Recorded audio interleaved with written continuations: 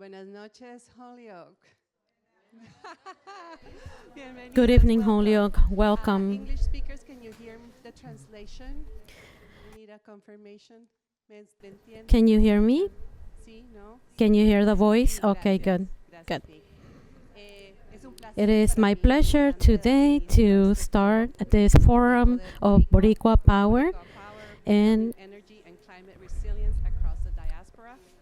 Mi nombre es Carolina my name is Aragón, soy Carolina profesora de la Aragón. I am a Universidad professor of Amherst, UMass Amherst in the Department of Architecture and Landscaping, junto con Eve along with Vogel, Eve Vogel en la camisa roja, y with the Andrea red shirt Méndez. and Andrea Méndez with the brown Hemos estado t-shirt. trabajando en este We have been working in this project for several months and planning this forum. Nos da We mucho are very proud to be here today with a great group of leaders and community members from Holyoke and Puerto Rico, gran trabajo and great job and leadership that has arranged several changes in relation to community energy. Este proyecto This fundado por project el is Centro de sponsored Estudios by Mexicanos the Caribeños Department of Latin and Caribbean Students organization, as well as other institutions within the university, including our own department, as mentioned before, the Department of Architecture and Landscaping and Planning. Nacional y el departamento de, a ver, esto en inglés es difícil, un momento. El departamento de ciencias de la The Tierra, Department of Geográficas y Geographic and Climatic Sciences for the Earth. Eh, para nosotros como académicos, For us as academics, it's important to not only do this type of investigation that's looking at what's happening in the world and write it in articles that maybe people don't read, but it's also important to do the work that makes a statement and does the work that involves itself with the people and different communities that are living in these situations that need change.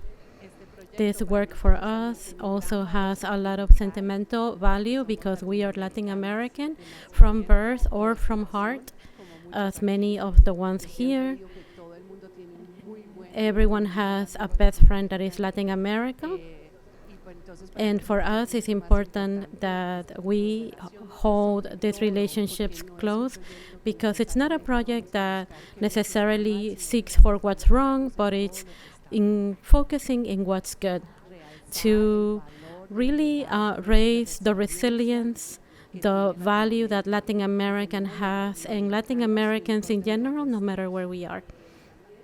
también So today, as professors, we are very proud to be able to allow the new leaders to take off. Our students, in this case, Andrea Méndez and via Aponte Roman, who is via Zoom, and other students that are supporting us this year, because it is this year that will continue, they will continue this work that we have started. en ese tema es un orgullo presentar a una So I am very proud to introduce one of my favorite students, even though I should not say that, but I said it on TV in camera. Her leadership has really been uncomparable. She has been the coordinator, the principal coordinator behind this project, behind all the details and the planning, del gran trabajo. and the great work that's been done. Ayúdenme a darle la Please help me welcome Andrea Méndez.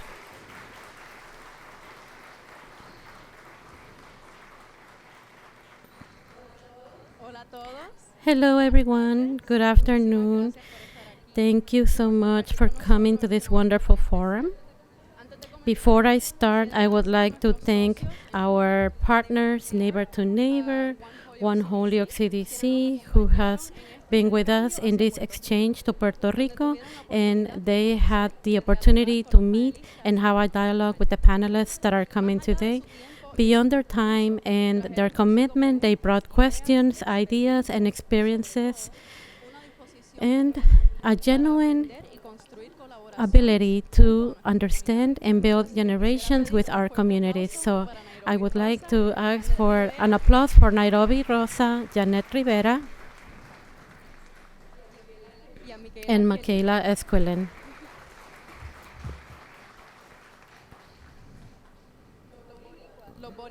Puerto Ricans, we have a lot of virtues that distinguish our culture, but if today I have to distinguish one, it's our capacity to make space for others, to be able to receive with open arms, to turn strangers into neighbors and neighbors into family. We know that the strongest communities are not the ones that build walls, but the ones that put chairs around the table. This is why, even though this event is called Boricua Power, it also represents Boricua, Latin America, the Caribbean, and people that believe that another future is possible, knowing that we can face the corporate greed with something more powerful, which is solidarity, community organizing, and shared knowledge. So this exchange started with a purpose that was very simple, which is connect communities that face similar challenges to learn from each other and build relationships that continue beyond this encounter. And why is this important? Because we live in a time that will define the decades coming, and climate change is no longer a faraway threat, as we are living this reality with a lot of intensity, and we can await for this hurricane and the power grid to fail and our water to be threatened, and then wait for our government to respond. But we know that we cannot depend only in that wait, because nobody knows our communities, our history, and our land the way we do. This is why we have to build solutions from the root, from our neighborhoods, our communities, our universities, sharing knowledge, building webs to support each other, and building bridges. And this is the spirit of this encounter. And the encounter between the connection between Holyoke and Puerto Rico is more than just heritage. It's also a tool to connect. Holyoke and Puerto Rico occupy a space that is unique to each other. We share migration stories, resistance, and the struggle. We can take advantage of those ties to build something stronger than resilience, because the objective is not just survival, but thriving. We shouldn't need another disaster to be reminded that we have to collaborate. We can start today.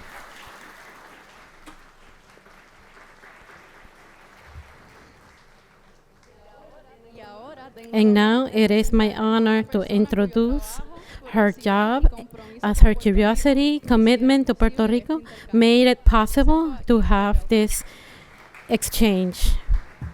Let me introduce you to Eve Vogel.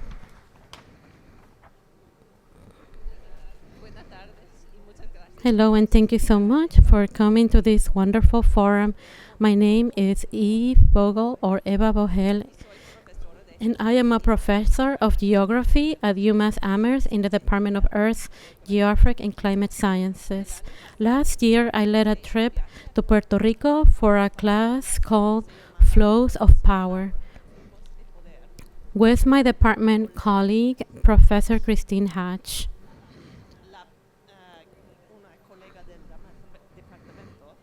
And Pedro Matos Yabona of the University of Puerto Rico, Mayagüez, who has a doctorate from our department. The trip was supported by 5 colleges. During Dr. Matos Yabona's doctoral studies, he developed relationships with many people working in the water and energy sectors on the island, including 3 of today's speakers. The 4th speaker was a connection from Hilda Llorens, who had spoken at UMass the year before.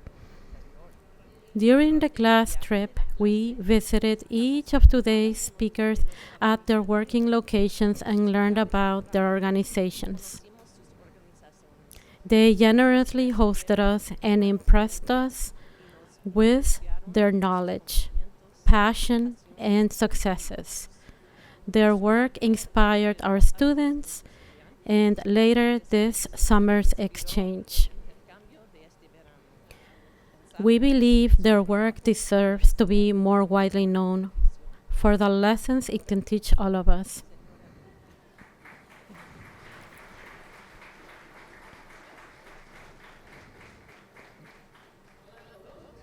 Good afternoon, everyone. Thank you for coming. My name is Christine Hatch, and I am introducing our first speaker.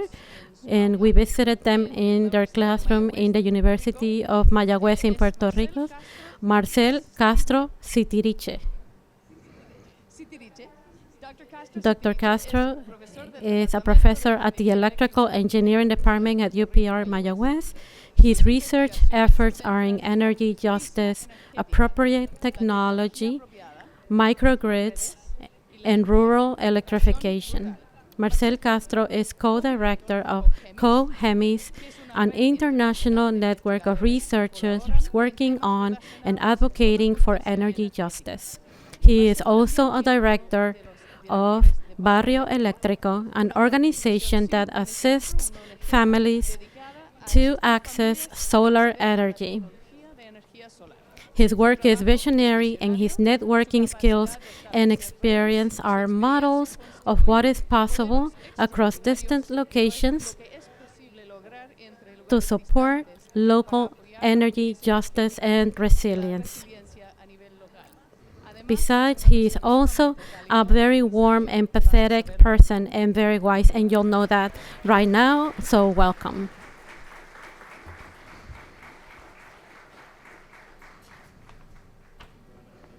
Good afternoon. Thank you so much for that warm welcome. I am very happy and proud to be here. I have some stories that I'd like to share about justice, well-being, resilience, and action from the communities. And so I will start right away because I want to be able to share these stories with you. Starting with this sunset in Mayagüez in Puerto Rico. So a little bit about me. I am from the countryside in Carolina. I am in the tree up there, and the other one is my little brother. And I was raised in Carolina. In 1998, when I was studying high school, we were hit by the Hurricane George. Our house was made of wood, and so we were having to do a lot of work in the months after the hurricane. And that is something that I will never forget when you live through an experience like that. Once, when I was at the college, I really wasn't too much of an activist, but I participated in a protest, which is Peace for Vieques, in which we did this picture hanging in the lights, and many of my friends are there. Then we went to Washington, D.C., to Howard University to do the doctorate, and where I was learning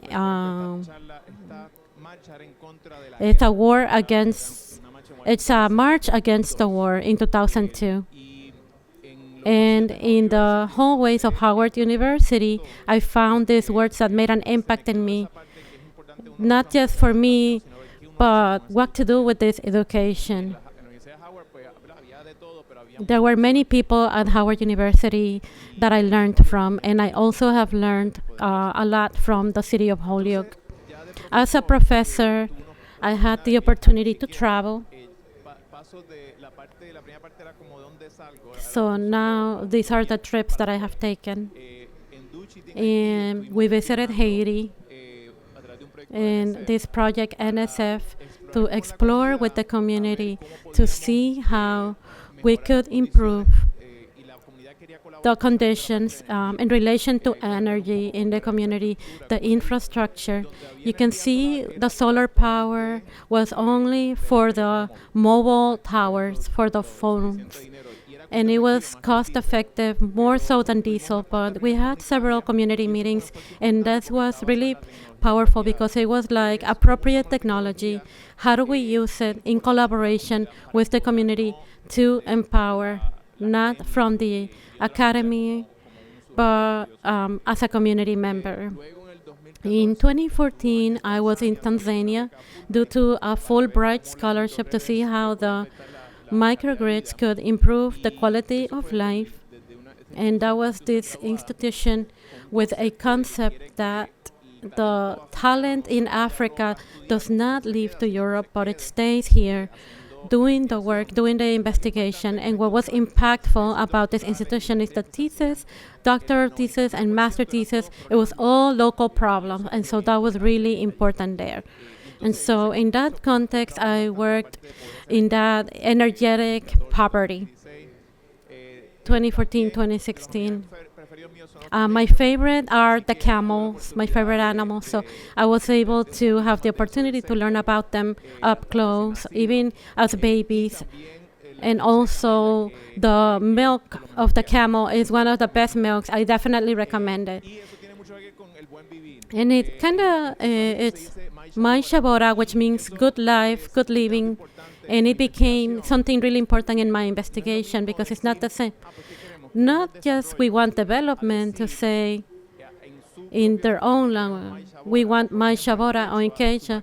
So my Kaushtai, which is in the Ecuadorian constitution, it's not about development. It's about developing, not something that we don't want. The purpose of government is the quality of life of its people. And so we have the advantage of using our own language to express this. And in the Taíno language, we have lost it. It was a dictionary, but a philosopher, a friend of mine, wants to propose that we use the Taíno language to talk about wellness or well-being. Ana is flower, and Guaki is what brings us together. So Ana Guaki could be that. So I think that in Guayú, in the northern Colombia, almost in the frontier with Venezuela, it is known as Ana Guaypa, and I wonder if there is a connection between the Caribbean and Venezuela and Colombia. So I want to use and propose that we use Ana Guaypa to talk about well-being. And this is a graph that I use in relation to energy. So normally we say we're going to consume more to be better, but the data tells us that when you are consuming a lot more, well-being does not improve, but it stops and then it declines. And so we explain with pizza, you're very hungry, all of a sudden the hunger is no longer there, but if you're there and you keep on eating, the system collapses. But when we talk about energy, it's harder to prove. But what I want to show you is that in Anahuaquia, it's the area that we want to be. We don't want to be in poverty. We want to be able to climb up to being able to consume, but not excessively. So this is the responsible well-being to responsible consumerism, which is where we have better well-being. It's my hope for humanity that we can reach that plateau. When I went back to Puerto Rico in 2015, so I am the corrector of COEMI, and next to this incident that took place in 2017, which over 3,000 people passed away, it changed my investigation. And instead of focusing so much in the energetic poverty, I focus on energetic justice and resiliency. And so that brought me to other trips, not so much on the outside of Puerto Rico, but within. I took this picture in Jayuya because we realized in this investigation that the last people that reconnected after Hurricane Maria, where were they? They were in the mountains because those were the harder places to reach with smaller population, so they are left at the end of the priority. But how many more? On April 4th, the federal government stopped documenting their efforts because it stopped at the 5% and they said, oh, well, it's okay, so now we don't have to keep documenting. So that was on the day 196. But we had no power for over 300 days, almost 4.5 months after the government had stated that it was okay to stop collecting this data. We had over 60,000 families without power. So we need to prepare these communities in Mayagüez, which is our corner in our world where we work on those things. And so I am proud to have been able to work. These are some of my publications and from my team in relation to Hurricane Maria. They are professors of electrical engineering. There's a total of 9 of us, and together we are working different things. One of this is the microgrid, which today you will hear from 2 people that we have collaborated with in relation to microgrids. In Casa Pueblo, I did not work, but I have 2 colleagues that work in Casa Pueblo, but I did work in the Castañel. And as we started in Castañel, where we took this picture with the drone, we started the investigation and we said, hey, maybe we can build a microgrid here. But then we make publications, we make models, and yeah, we can do this. But this project is special because it's small, but we were able to build this microgrid.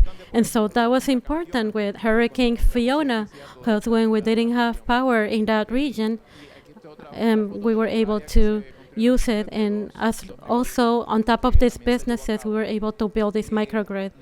I don't have time to talk about bottom-up microgrid, but I hope I'll be able to come back and talk about the microgrids and the concept of bottom-up.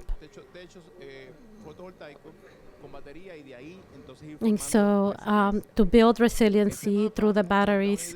If you look at this map, you can see the type of work that we have been doing in Puerto Rico in the recent years, the collaboration with other areas, not just in the area where we are trying to create the energy, but other universities and other colleagues.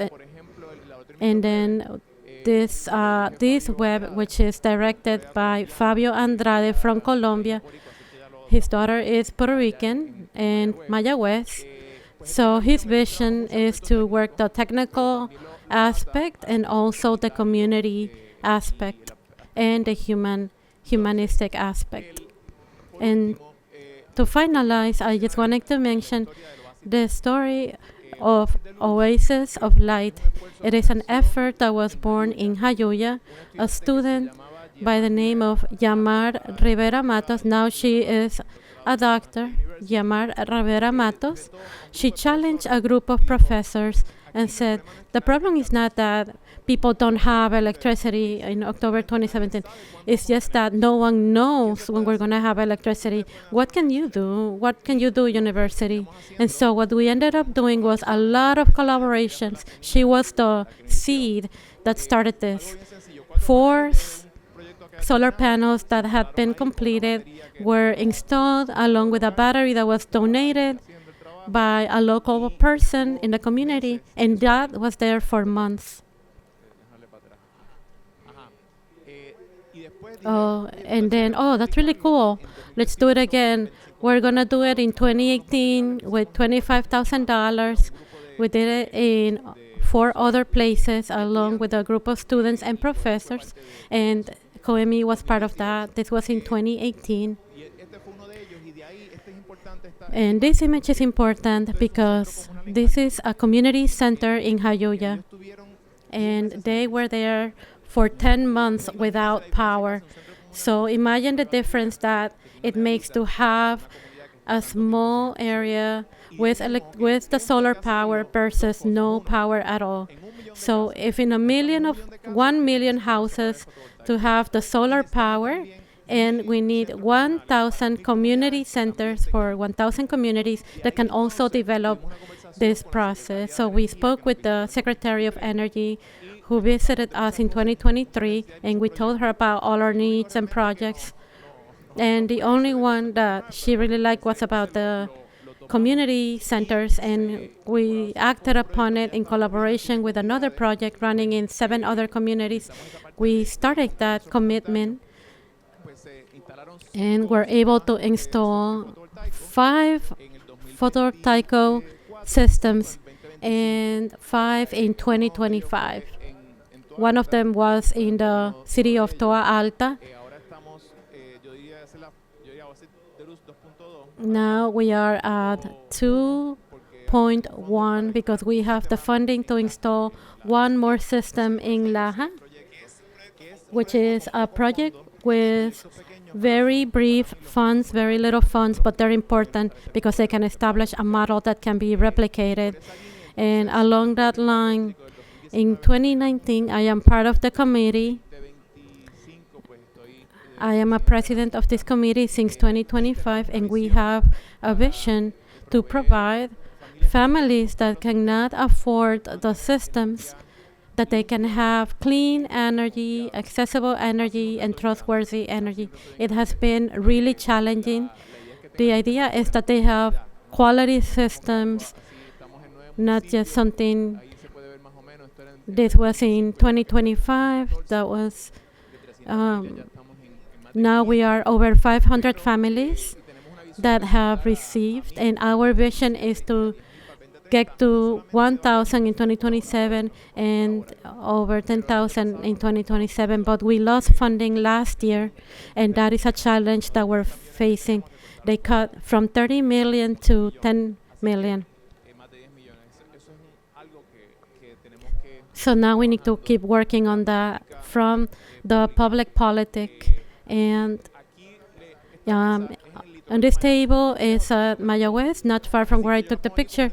This is an invitation that we can gather and we can have some coffee, and you can join us in Mayagüez and we can talk about this type of things. In the morning, it's really nice and fresh. In the afternoon, it's very hot and mosquitoes. But in the morning, it's nice. So maybe you can join us. This is my younger son at a beach in Mayagüez. They're not the most famous, but they're not bad. So the invitation is come to Recinto Mayagüez, because we need to defend the university, which has lost half its funding, and the university plays a key role in this. So thank you so much.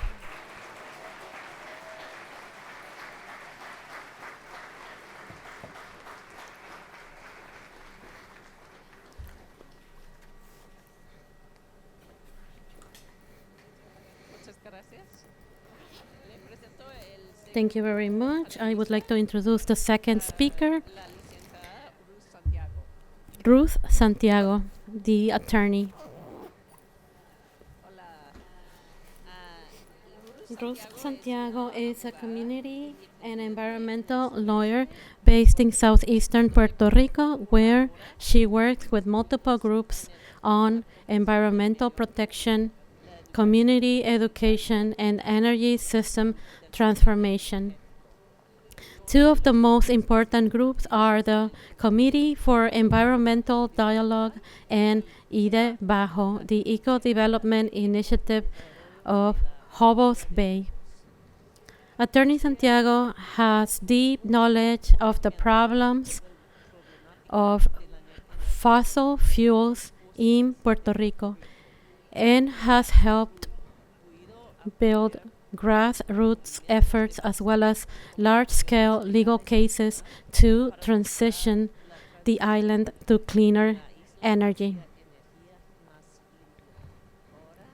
And now here she is, Attorney Santiago. Thank you. Hello, good afternoon, everyone. I am pleased to be here with you from Salinas, Puerto Rico. I think I'm gonna share some slides, and I hope I can see them. I am going to start now.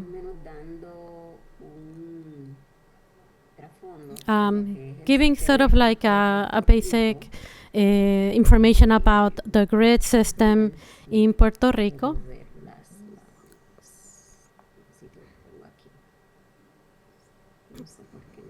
She's going to try to see the slides. In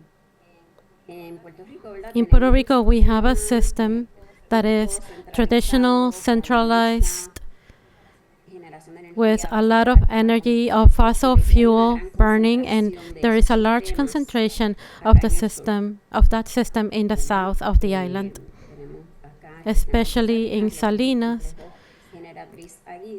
We have the most biggest space in Puerto Rico, Generación Fósil Centralizada in Guayama, which is the plant, the fossil fuel charcoal for the AES corporation, and they are the ones that create the most pollution in this time, working for many years to make the transformation that was necessary to get rid of the fossil fuels and decentralizing and bringing democracy to the electrical system.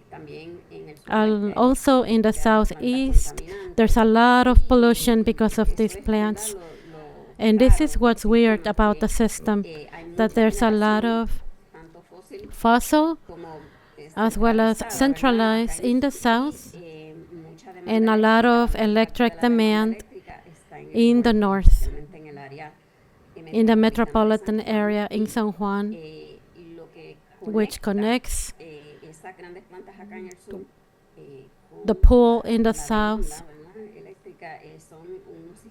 where there is a transmission system and distribution that runs from south to north and present a very common problem.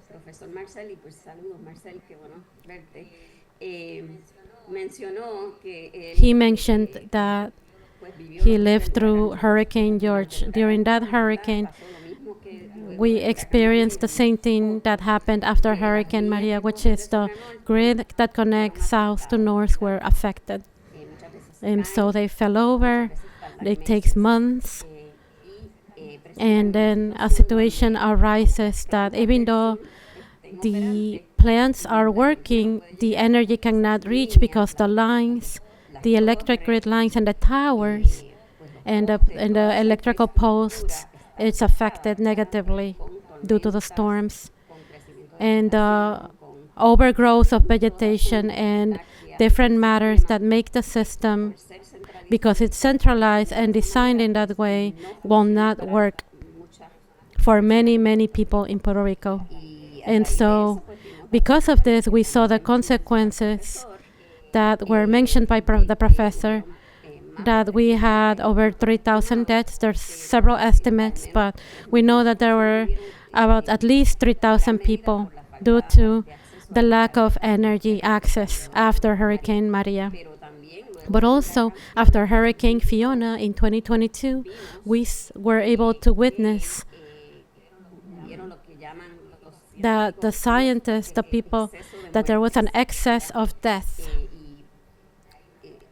And there's a correlation, not having access to power to generate, to store the medicine, to generate the medical equipment, to make the hospitals functional, so people pass away. And other situations tend to become worse. So this literally is about life or death. And I want to take a space here. If you could put the slides in the top like they were before, it would help me to follow along. I don't know if that's possible. Moving back to the system, because of that, we have a lot of interest from environmental groups and community groups that have been working with this matter for a very long time to be able to reach this transformation, not only to decarbonize, but decentralize. Because in some of these PowerPoints in the presentation, you will see in the southeast, we're able to make some projects of renovated energy at a large industry, which is causing other problems. And a lot of people are going to talk to you, and we agree that all these proposals in relation to the power grid, what they are trying to create is decentralized and that the creation of power, it's close to the solar panels along with the batteries. And other programs in relation to education, energetic education, and power, and the empowerment. And it's not necessarily making industrial-sized, large-scale solar projects, because we tend to see the same pattern of taking the power away from communities and the way that it impacts in relation to the land that is being utilized for these projects, that it gets eliminated.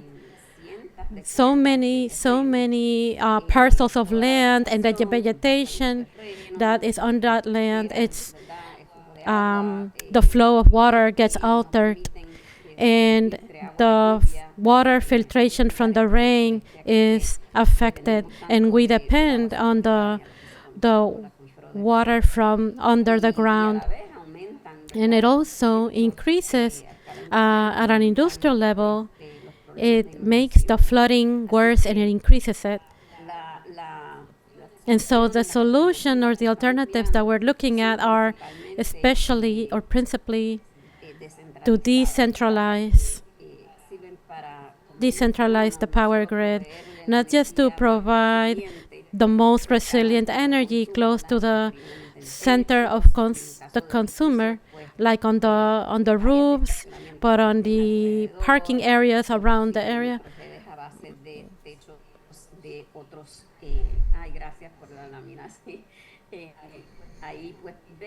So we are seeing an example of a parking lot where it's covered with solar panels, and at the same time it's providing energy to the convention center in Puerto Rico, which is one of the greatest consumers.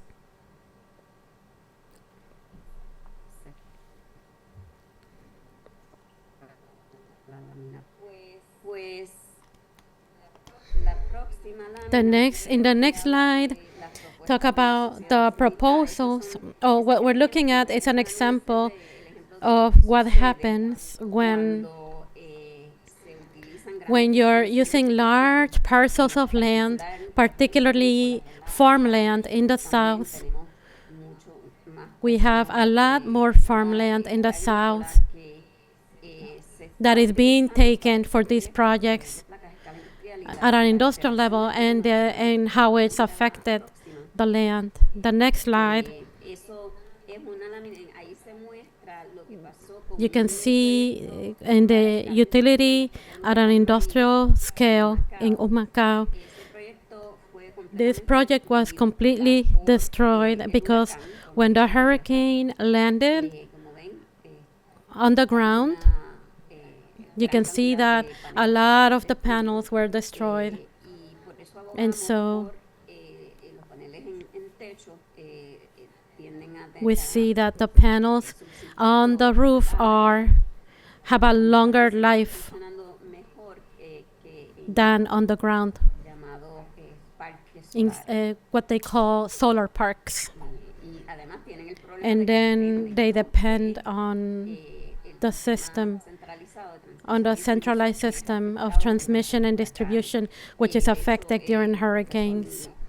The Professor Marcel Castro gave you some reference in relation to an investigation they did and determined that the great projects at an industrial scale were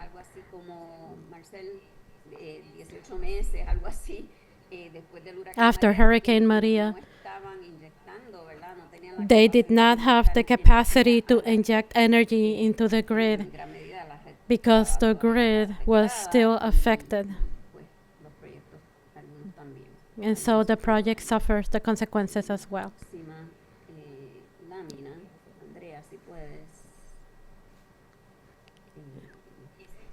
In the next slide, in this slide, you can see what happens with the large-scale solar systems.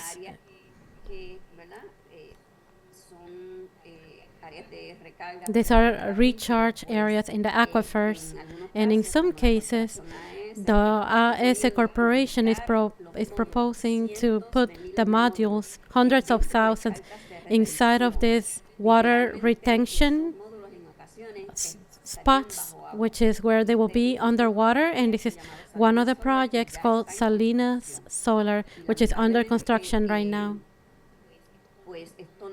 And this, unfortunately, does not guarantee that we will have electricity, nor in the metropolitan area of San Juan,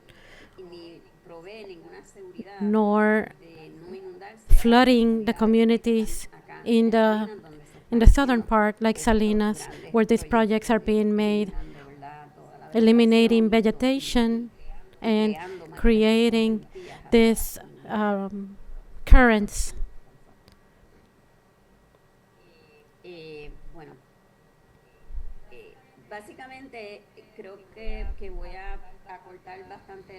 I'm going to make my presentation more brief, but in the previous slides, we saw that we had a lot of pictures of what is the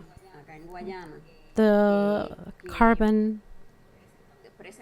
plants, which show a lot of problems.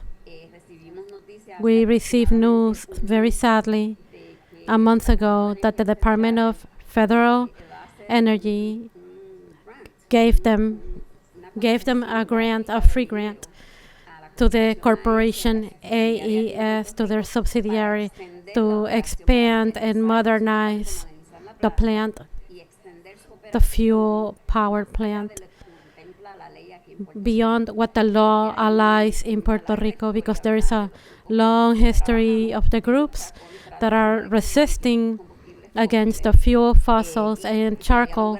And we had reached an agreement that the plant was going to be closed in 2027. But last year, our governor signed a law to extend the plant to 2032, so 5 more years.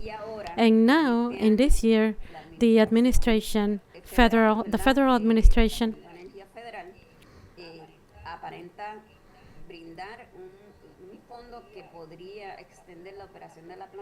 is going to be granting extra money to expand this indefinitely. And so this brings problems not only to the close communities like Guayama and Salinas in relation to the quality of the air and the contamination of the air, but also the way in which the combustion residual waste, it's been a big problem, because that coal and the ash has heavy metals which are toxic and dangerous to the health. And they have been very irresponsible, not encapsulated on the land and concentrated in the southeastern part of the island in several cities of Puerto Rico. So expanding this carbon plant AES is to annihilate the communities that will be affected, negatively affected by the pollution created by these plants. So same thing happens with the oil or methane, gas methane.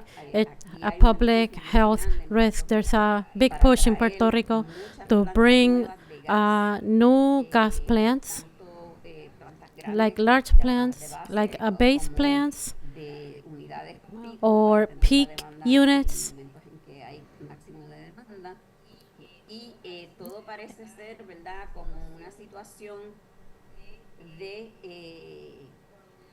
So it appears to be that this is energetic colonialism that is manifesting through new,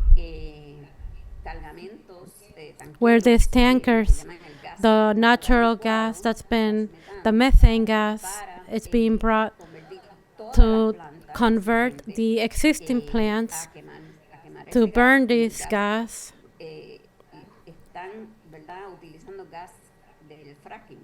by conducting fracking, which is this hydraulic fracture into the earth, which has a lot of negative impact in the United States and in other places in the world, inundating the Caribbean, including Puerto Rico, with this gas. Sadly, our government is going in the opposite direction, and it's an accomplice. And the call that we are making is the collaboration from you to help us with the possibility to have some kind of impact with the politics in the United States and in Puerto Rico, like territory that it is, because we don't have that power, because we can't even vote, so we don't have that kind of power.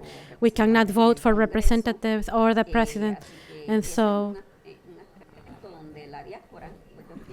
this is where the diaspora and the people that can help us and accompany us. This is the call that we're making. And so going along with what Marcel is saying is to support these community efforts. Like in Salinas and Guayamas, we have about 50 installations of the small solar power with batteries that are for the people that need it the most in the community.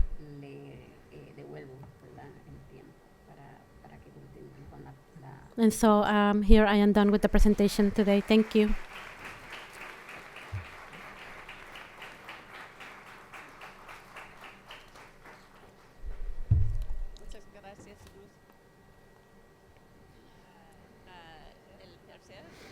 Our third panelist is Arturo Masoldea. He is the Executive Director of Casa Pueblo, a community center in the town of Adjuntas.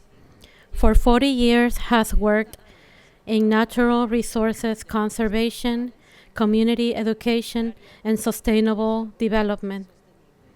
After Hurricane Maria, Casa Pueblo helped build a renewable energy microgrid in the town center, which provides affordable, resilient energy, and to build out rooftop solar power in the surrounding neighborhoods.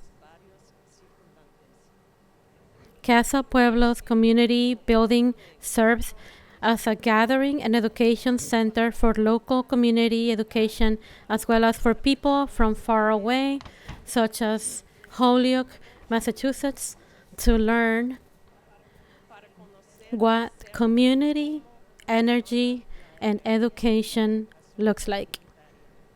Thank you very much for being with us here tonight.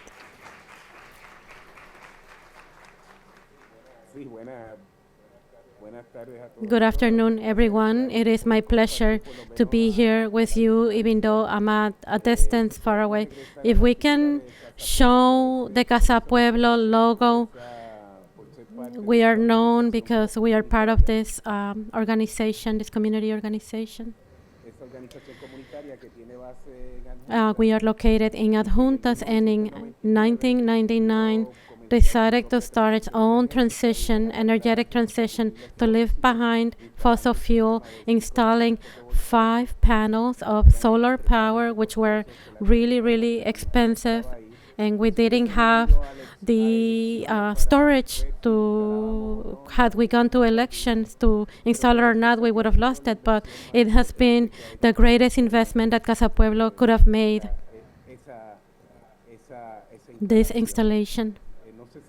I don't know if we can see it, but those 5 panels, Casa Pueblo was able to transition. So in 2007, we were able to produce 50%, and before Hurricane Maria, we were producing 100% of what we were demanding in relation to grid, energetic grid.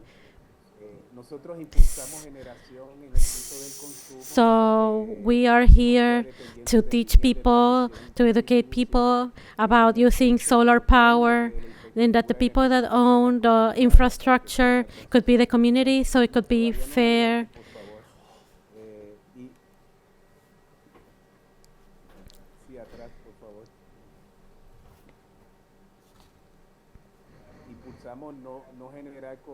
We don't want to generate with fuel, but with power.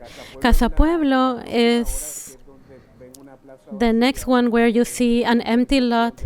Is an organization of territorial defense. We want to protect it from mega mining corporations, and everything we do is science, culture, and community, knowledge with the people, and what identifies us.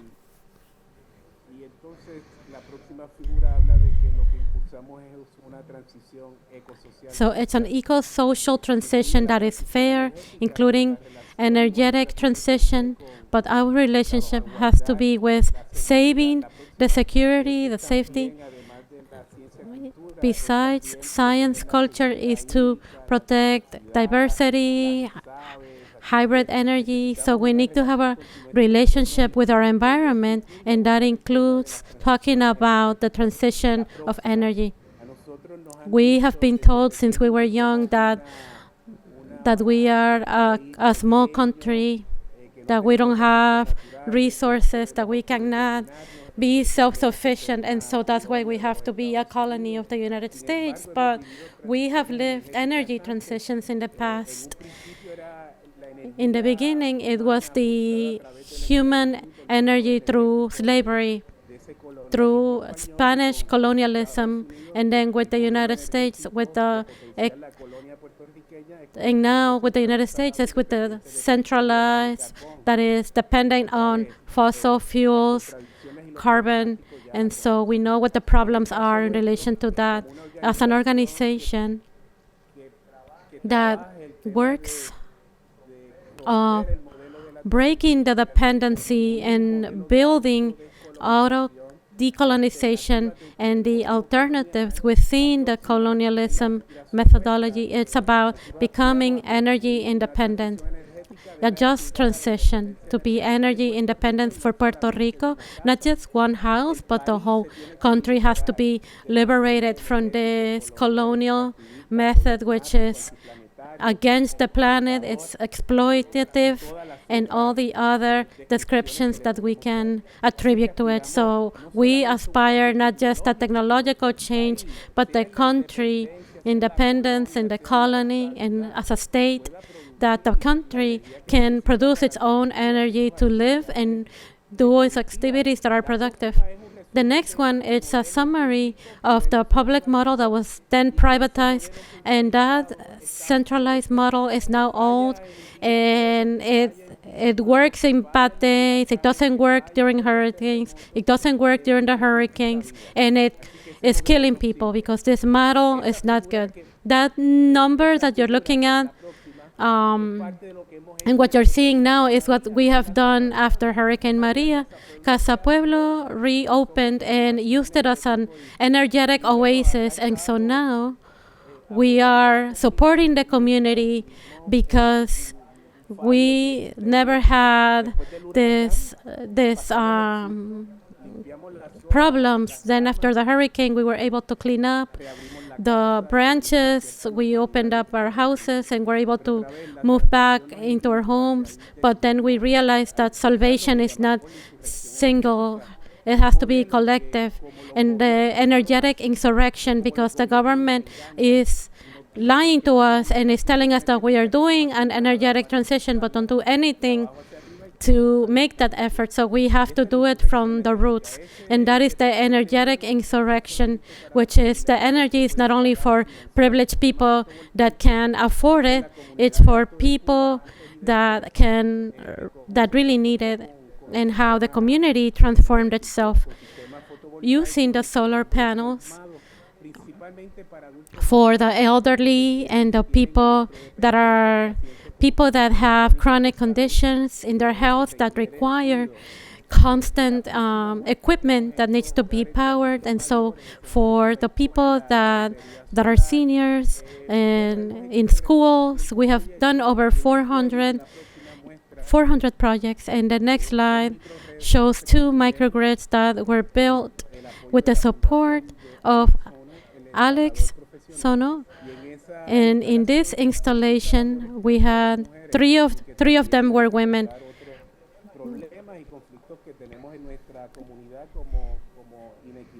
And so we were also challenging sexism by including 3 women that were working in the installation of the microgrid. And so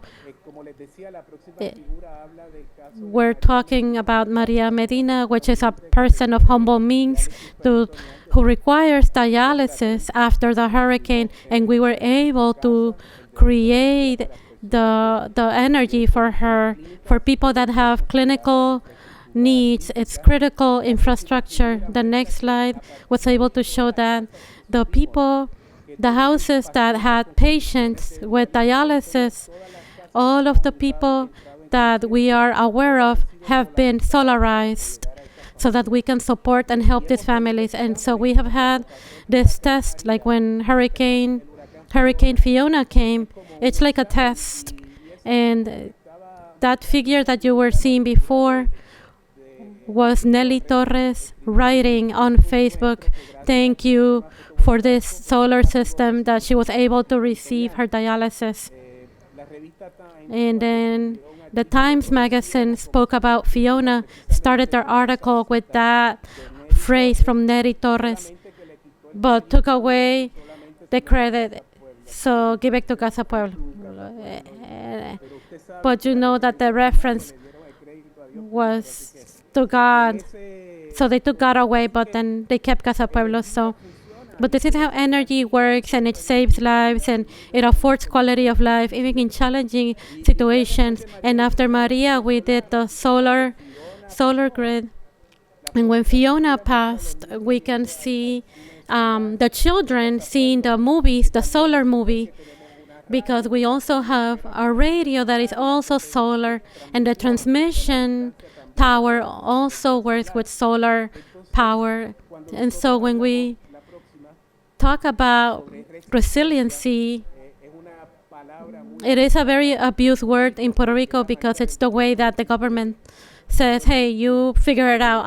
I'm not going to take responsibility." So we talk about resiliency like community strength, not as a individual salvation, but so that if something happens, the elderly homes can continue to function with their medical equipment, and firefighters can receive the emergency calls, that the shelters can receive foods, that the people that depend on electricity, that the solar movies can continue, the radio can continue. And that is the dream and the vision that we have for our country.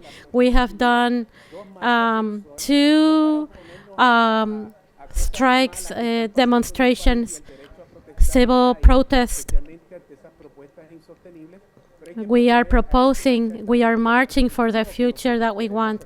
And so we have engaged the March of the Sun, version 1, version 2, and we're waiting for version 3. And the next slide shows what we're trying to do, which is turn energy into, we want to do intersectional with all the needs that our community have. And we have built installations in the Dominican Republic where we have immigrant Haitians that live in the cañaveral under slavery to cut the sugar cane so that you can buy Domino sugar at a very reduced price, because it is an exploitation of Haitian migrants that are being exploited in this colonial model in the Republic, in the Dominican Republic. So energy and human rights, so energy and communication, energy and infrastructure, that's critical, energy and activation in the economy, energy to live better.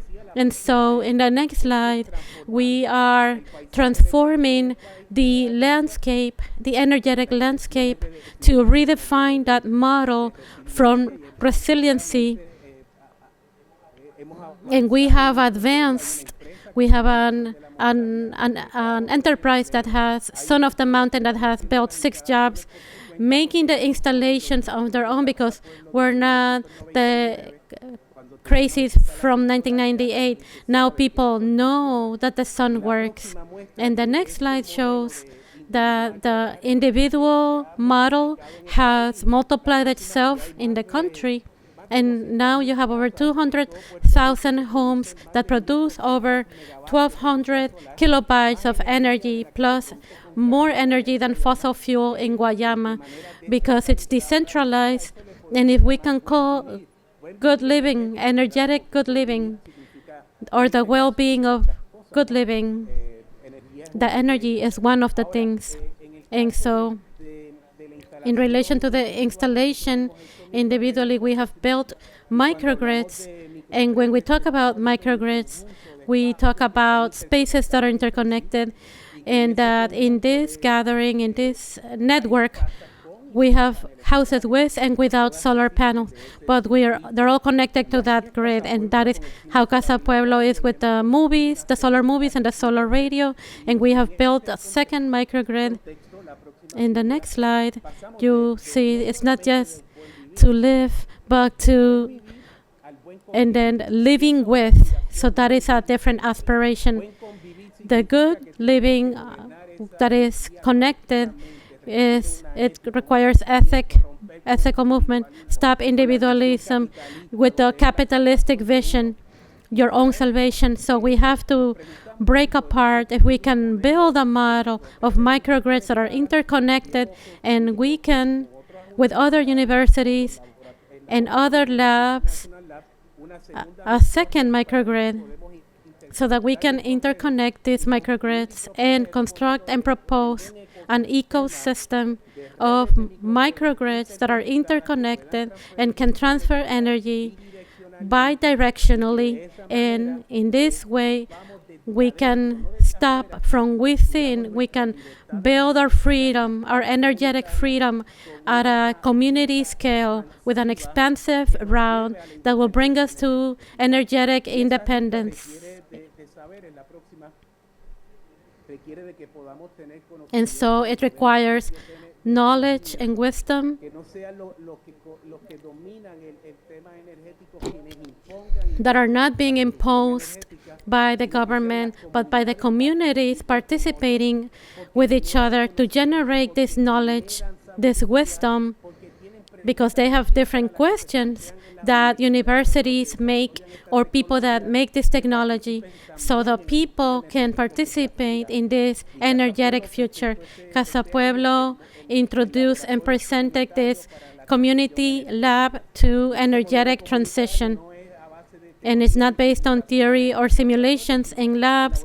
The lab is the service and the knowledge of those experiences, and we were able to build the interconnection of microgrids, and we have documented that this interconnectivity of microgrids is possible.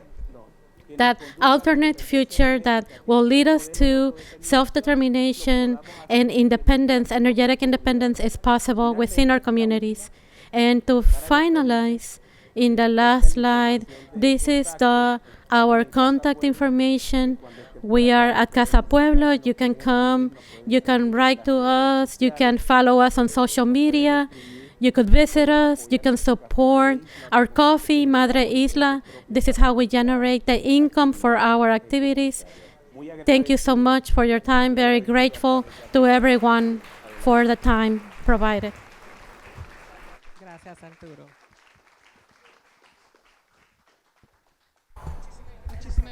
Thank you so much, Arturo.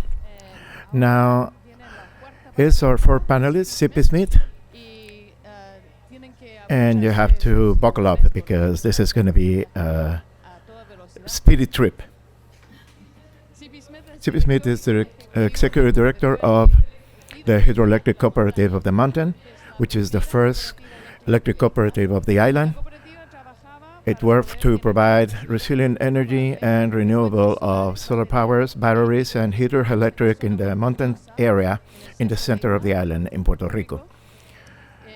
This area includes the parts of the island that were without power for over a year after Hurricane Maria.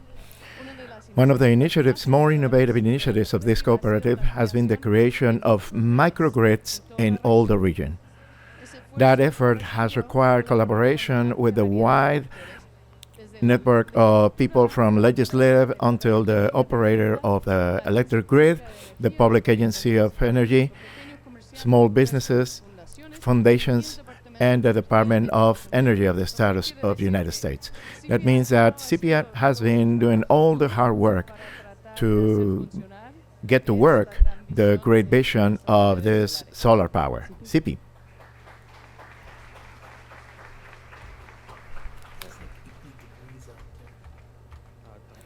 Also, I want to first express my appreciation for this invitation. I'm grateful for your time. You're here. I know you have other things to do right now, even dinner or preparing kids for bed or anything, but you are here with us, and I am very appreciative of that. Also, thank you for the other panelists who have been here with us. Those presentations by Marcel is the first time I've seen this, but it's been a while since I've seen presentations by Ruth and Arturo, and I'm always grateful for their contributions to be the speakers of what we need to do, which is to raise awareness. Here in Massachusetts, for the ones who come from the island, you go to the wall, you flip the switch, and lights turn on. But do you know very well that you have family who is calling you every week? Yeah, the lights went off again, and we are in darkness again. You know this is part of the reality, sadly, the reality of the Puerto Ricans living in Puerto Rico, okay? So we cannot lose track of that. So when you hear Arturo, when we hear Ruth, what you are hearing is also frustration of the inaction of the government. But also we have to remember that the very same island, they have a responsibility on this. One needs to learn on this topic, sadly, because you don't have the facility as in the US to just flick the switch and the lights are on. Here we never have lose power. That's a luxury. But that brings a responsibility to you. So I'm gonna request now for your assistance on the sliders. I'm the executive director of the first Puerto Rican electric cooperative. Briefly, we were incorporated in 2019, just after the law allowed the creation of this type of cooperatives.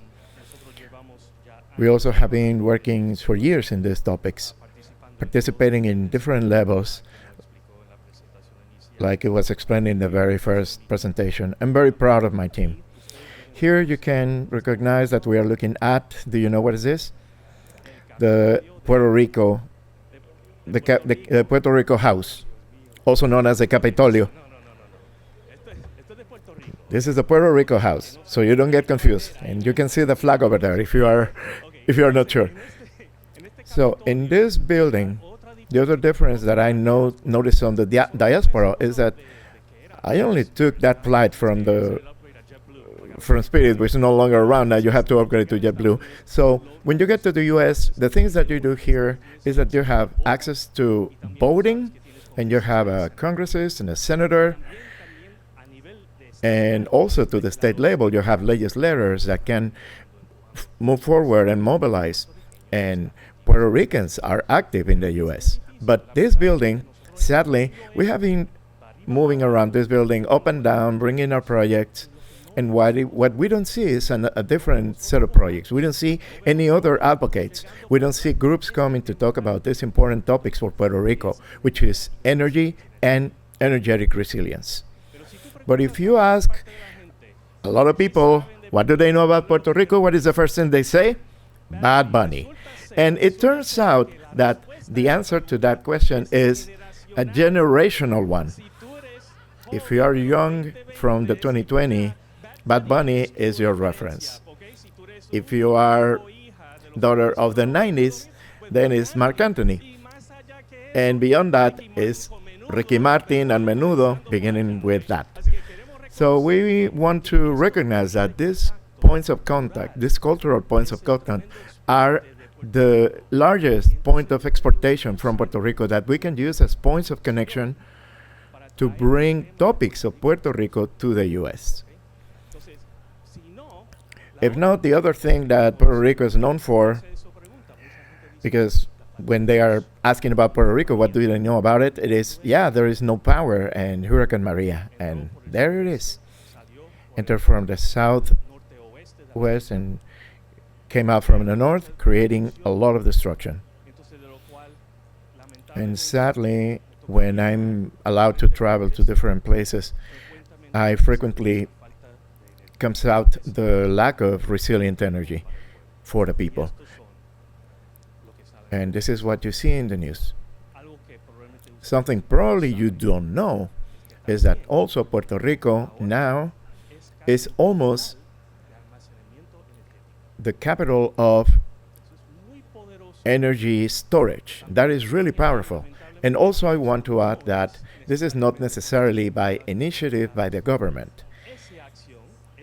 Those numbers that you are seeing are because by the people contributing what they get from their own pockets, and then they add to the photovoltaic system.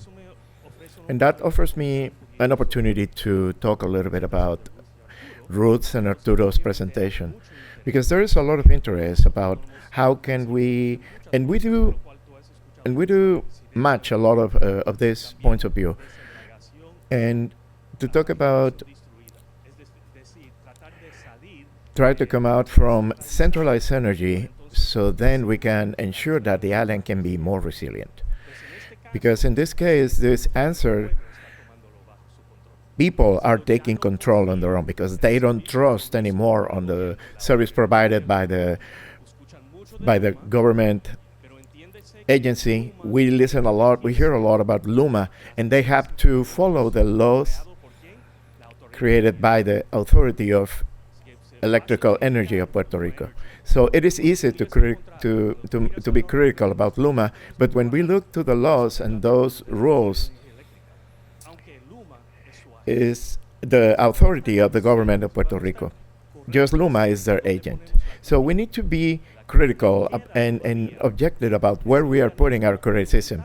And it is about this organization that destroyed Puerto Rico. And this happens because of decades of taking two sources of capital that can be utilized for assets in the long term and operations. So when you steal the first cent of that capital for assets and contribute it to operations, saying, I need to upgrade my grid. If I move 1 cent from that and then use it to pay the payroll, you are already bankrupt. It is just a fact of time. It's just a matter of time.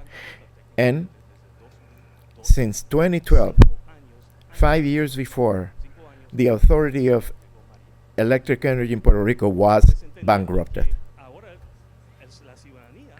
So now people don't trust the service. And a lot of people in the diaspora, and we saw that in the mountain, where the family here with more capacity of income, they buy for their family and they pay for a photovoltaic system and it's an independent system. But then with time, they recognize that just having those solar panels doesn't work.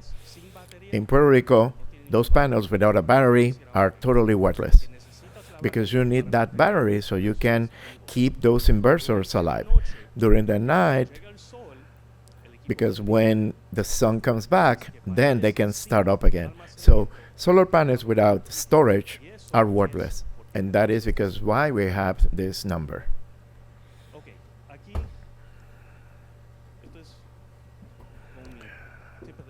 Okay, so this is also recognizing Massachusetts, because everybody has this fancy title, so I have to give something to them. So what you're seeing here is a map of Puerto Rico 100 per 35 miles. Is just in perspective, it's just from here to Boston, but it takes you 3 hours to get anywhere over there. And as you know, every road in Puerto Rico is a straight line. Yes, of course. So you know that is a way to get around. So what you're seeing here in red, those are slides after Maria. In Utuado, where is our service area, there was over 40,000 slides. Now, for the ones who know, much of these small towns, they only have one road coming in and out.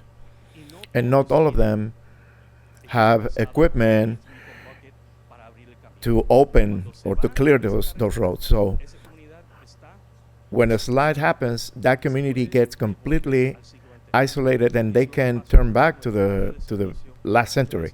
And that happened a lot. A lot of these communities lost power with Irma, and they didn't recover that until a year after with Maria. So they were without power for a whole year. And what does that even mean? Well, over here, do you know what is in terms of family? But when we put it in a different perspective, it puts you back to the 20th century, at the beginning. So we're talking about your grandparents or grand-grandparents. So you have to spend the whole day just looking for water and then food. That completely puts a standstill with any other connection that you may have with the 21st century. The other reason I'm showing this is because you don't see the slides in the coast or north or south. So what is important to understand is that all the solutions are not going to work in every single part of Puerto Rico. And that is the good thing about understanding how the grid works, how different technologies work, because not all of these technologies are the same. Each one has pros and cons, and they don't apply everything based on where you are. But definitely, where do you have those slides? Resilience is a priority of the resilience and continuous service, because if you have a family, it's like, yeah, I have a generator here, but that only helps you until you are run of gas or diesel. So those are things that you have to think about. Resilience in different ways in different areas, because maybe I can have gas on the north and south, but not through the mountains. Okay, now why? We have to always remember motives, because that answers the question of why, or what do we need to improve resilience. In this case, what you're seeing on the left is a young kid in road 10 from Arecibo to Utuado, and through that road there was a whole mile of cars with buckets and anything that they could carry water on. And this family stopped close to those pipes that were coming down from another pond around. We had help and assistance, and they bottled that water. They left it for 3 days, and it was green because of all the organic elements going through. It was through that same reasons that someone, 18-year-olds, died by leptospirosis. And you can only get that when you are a farmer, or a farmer where you are not taking care of your animals. And this distributed everywhere because there was no access. And that's where we get to the concept of resilience, because energy is a chain anchored in one side by energy, and on the other side anchored as well by energy. In one side, when I lose it, I lose water. And when you lose water, you stop having community health. And with that, you stop getting the capacity to work for the economic activity, which is also another way to be limited to work with the 21st century when you don't have power. It's not that you can hold And I actually liked what Arturo did explaining resilience. It is a very abused word right now, and I hope to get that abuse out of the way. So now I want to talk about the difference with the girl. This girl is energizing the first microgrid in 2022. This young girl knows, doesn't matter what, that she can go there to this microgrid and there will be power. And with that, we have to acknowledge that we have an option. There is a difference of the results, and that difference, we are living it when we understand what resilience is. In here we talk a lot about resilience, and be patient with me, please, because I'm going to cover it. But in terms of resilience, you have time in one side, and then you have the capacity. And you can measure this in any way you want. It could be the capacity to provide food, the capacity to have power, the capacity of medics to come and assist people, the capacity to earn income. And all of that, we need to understand that when do we have a condition, an original condition, and we have something that is getting in the way, the resilience goes down. Capacity goes low. We cannot provide energy, we cannot provide food, we cannot provide the basics. And when we understand this, a community in the end, if it is resilient, it comes back to its original condition. That is a very key part about to understanding what resilience is, because that's where the abuse Arturo was talking about using and overusing resilience. And if you are more resilient, then it takes longer for you to get the grading of capacity. And it's shorter, and you recover from it with less effort. But if the alternative is this, which is what Puerto Rico is living right now, you are not resilient. You are just holding on. And we have to wait longer than just holding on to the circumstances. We need to understand that our goal is not less than restoring or improve the way we were. So to me, you need to have a more clear understanding and definition of resilience. And people say, yeah, Puerto Ricans are resilient. No, they just hold on.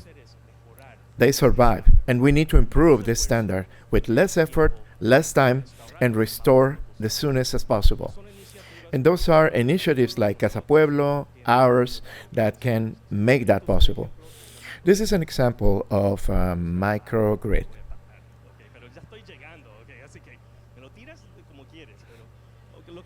What I want to show you is about the microgrid. It's an interconnection defined between different charges and generation of energy.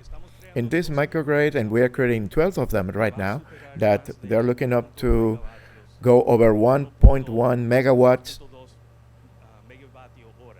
No, actually 2.1 megawatts per hour. So this is a supermarket.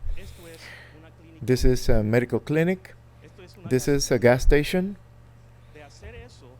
And from that, we improve the resilience of thousands of people. And that is the way we can mobilize and move the dial into a better future for those communities. But like Arturo was saying, something that is really nice that happens naturally is that all of these assets are shared and batteries are shared. So if someone decides that I need to have AC 24 hours, you are going to use that battery and everybody else is not going to have power. And something we have seen is that it is not regulated, there is no instructions. Residents and business owners created community because all of a sudden they recognize that my actions impact everybody else's and I cannot do whatever I want. So I need to communicate. I need to understand. And something they ignored in the past, they didn't care for whatever was going on with other business owners, and they were gossiping, of course, like, hey, check that out. He was using the AC before, and hey, what's going on there? But that is beautiful, because when technology creates technology, it is something that was unexpected, and we really understand that this creates conscious and capacity to move the needle higher. Okay, the last thing I'm going to ask of you is that Puerto Rico needs help. And you here, as part of the diaspora, do you have a privilege and a responsibility? And there are things that are not happening correctly in Puerto Rico. And you communicating with your representatives and your senators, it just takes an email, a call. But there are things that you can do here that they can help Puerto Rico, because it doesn't matter what they say over there. Right now, the government is working with a model of just hoping that the governor is going to save them and the mayors are going to save them, and you see and you know how that works out. But do you know what?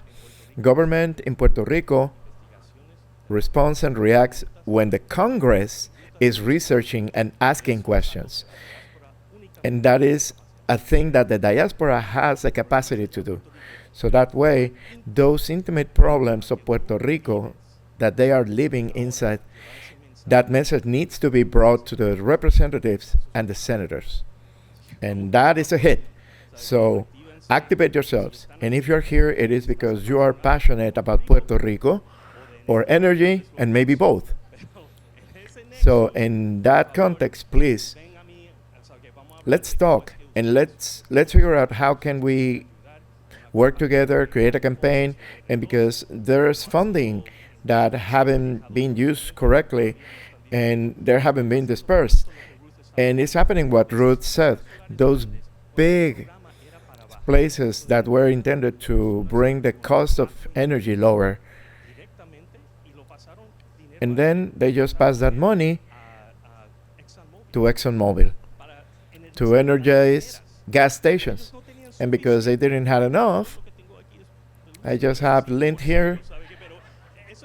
So that is not Exxon's problem. So I don't have that issue. They could have paid for that. But the government has done that. And that's a violation of the guides of HUD,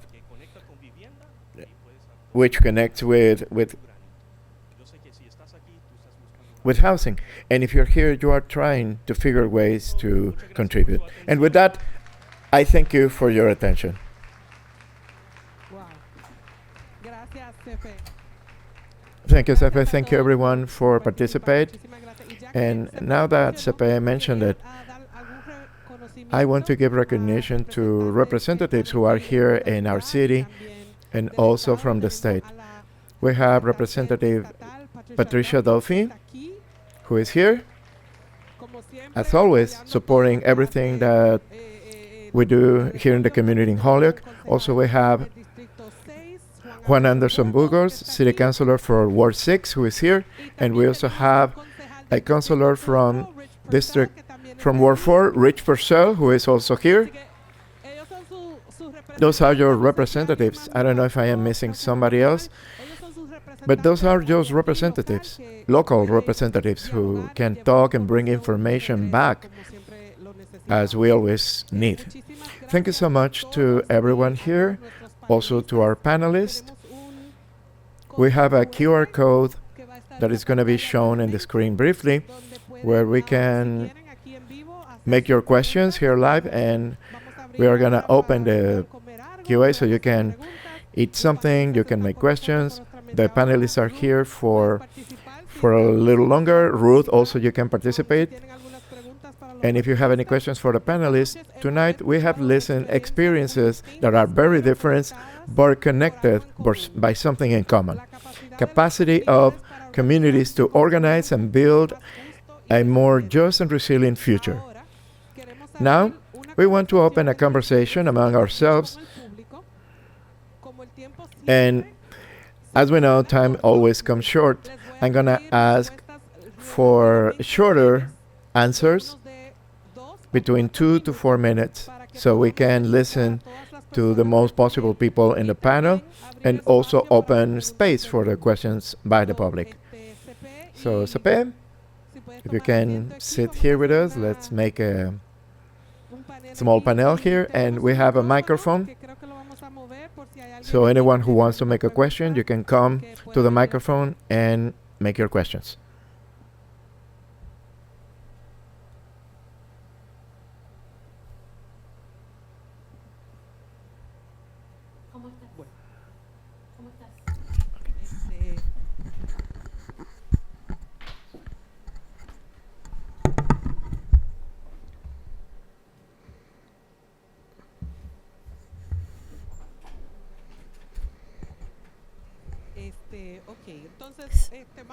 So we will start with one question. Please, you may stand in line. You could say your name if you live in Holyoke and what would be your question. Good afternoon. My name is Elba Lebron. I am from Springfield, Massachusetts. I belong to Neighbor who invited me.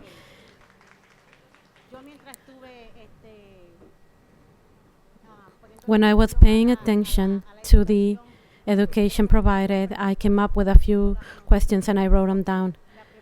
The first question is, how do those solar panels work? I know that they work from the sun, but at the same time, those panels work with batteries.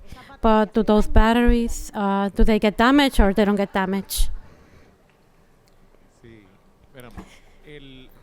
The solar panels, the way they work is transforming solar energy into electricity.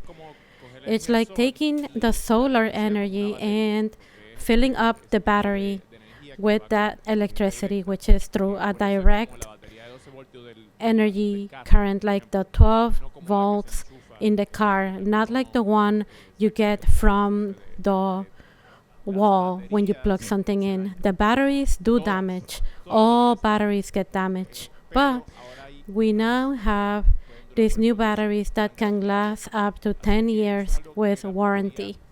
And so the batteries have changed a lot, have improved faster than what us in the academy thought. We were predicting, maybe batteries in 5 years will be in this level. But now they're at a much higher, and the price has dropped. The price of the battery has also dropped. Every time it is faster, much more capacity. And a quick fact about batteries, there's no place in the world that exists with more batteries to the solar panels in the grid. If you find it, please let me know. Right now, we are above 11% of clients in Puerto Rico that have a solar power with battery, because other places with batteries in Puerto Rico is where you will find them the most, and connected to the grid, which will provide during nighttime to prevent blackouts. The batteries can provide not just the house where the battery is, but also the neighbor's house if you have enough. But they do get damaged. There are some that are better than others. It's not like a fix-it-all, but it is something that changes the context of other countries such as Brazil that has solar systems with batteries and they face other problems. So if a person that already has the solar panels, if the battery fails, what happens with the battery? Do we have to replace the battery? Is that another cost? To answer you quickly, there's many systems like the 200,000 plus that was mentioned by Arturo, which are connected to the grid, which don't require batteries for that part. But because there's a lot of electricity loss, if you have a blackout from the grid, and then the battery is the one that kicks in. But if the battery damages and you don't have a blackout, the solar power keeps producing and injecting the grid. But when you have a blackout, which we have them frequently, or when we have a hurricane, and so that's when the battery becomes a life or death need. I was going to add, I would like to clarify that every equipment breaks down. It's not just the batteries. Panels, we have replaced them. because of coconuts that have fallen onto them. And it's not just the trees, someone dropped a coconut on top. And so we can just safely say that every equipment gets damaged. The lifetime of a panel is between 20 plus years to reach its 86% peak of production. The batteries are measured in cycles, and so that's why it's a little more complex. So 5 to 6 years, 10 years, it has to do with the cycles and the percentage of the chemistry that is being pulled, and the science behind it has improved, but it's more important than focusing on whether the equipment fails. This is not just an investment for one life. This is an investment for your electricity, and where you have domain power over it. But if you have power over it, the responsibility increases. And so it's not just the central plant that fails, then the energetic grid has to be replaced. If your panels fail, if your battery is not optimized, then you would have to pay for that. And so the importance is understanding that any financial model that you have to be able to understand what the replacement cost will be. And there's warranties, and it's not just about it lasting 5 or 10 years. If you have warranty that is 12 years, buy cycles. And so depending on how many charges you get from it. So right now there's like a lot of facts that I don't know, but the application of daily life, that's an experiment, and Puerto Rico is at the beginning in the front of that experiment. And also I want to say my sister is from Yabucoa, Puerto Rico, and she has the panels in the house, and she is able to provide electricity to the neighborhood, and she is being asked where are they getting it from, because they are also benefiting from it. And that is a good point to bring, because it helps people. Oh, she has light, but I don't. In Yabucoa. Thank you so much. Thank you. Thank you for sharing that with us. Another question I was going to say, there's 2 solar systems that were installed in Yabucoa, one in Guayabota and one in Calabazas Arriba, which are the neighborhoods that are in the higher area. Excellent, thank you. Hi, Gloria. Good afternoon. Thank you very much. I am Dr. Gloria Caballero. I have lived in Holyoke since 1999, and I am Cuban. So that means, thank you, Neighbor to Neighbor. I am here as a member to Neighbor, Ward 4. My family is in Cuba, and with everything that is happening for the last 6 months, with days, 38, 60 hours without electricity, what projects can be made with your organizations and through the legal process to build a bridge of collaboration to integrate the projects that are small, local, that can help the resiliency, even though I don't like to say it, the resiliency of the Cuban people? Thank you so much. In relation to energy, in relation to collaboration and studies, etc. Thank you. Thank you. This is a hard question, but very important. I have opportunity to go to Cuba several times in purposes of academic research, and colleagues that work with these topics in the university in La Habana. There's a lot of academic talent and collaborations taking place with China, with manufacturing and also projects. And so in that sense, I need to connect with those colleagues to see how can we support in Puerto Rico, because in Puerto Rico, the systems that are more expensive directly, if China were to ship them over to Cuba, for example, maybe there's things that we can contribute in relation to projects that we have done, but we need to take into consideration that I have gone to Cuba to learn from the things that they have done over there. So in my own personal experience, in Puerto Rico, we have learned of things that have already been done in Cuba, technical things, because very little resources and the invention and the talent of the Cuban people. For me, what would be ideal is the collaboration to see what's already been done, that's already been designed, because we cannot come over there as an oasis, but we are there since 2010, but we can collaborate with existing infrastructure. So my answer would be is I would love to explore to see what practical things could be done and see what strengths Puerto Rico can provide and what strengths can Cuba provide besides the challenges, the diplomatic challenges that are there. But there's a science diplomacy that is seeking.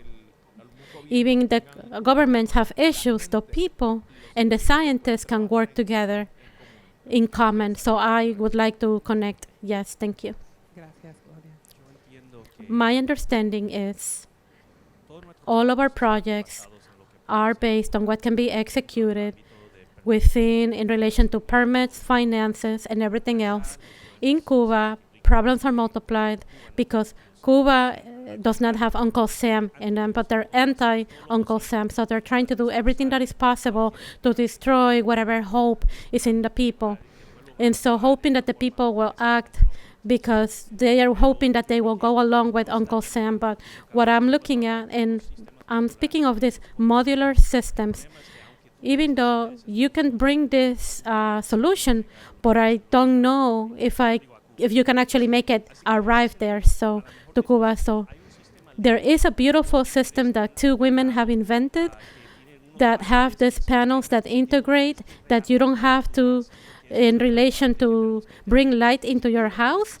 But with this system, with the batteries, the system of the house, the model involves, the creation they did is you can add water and sand to keep it safe through the storm, and you can plug it in, and then you can power the refrigerator and necessary domestic utilities that you might use. But make it arrive to Cuba, that's another conversation. That's for you to research, but I am happy to do the presentation.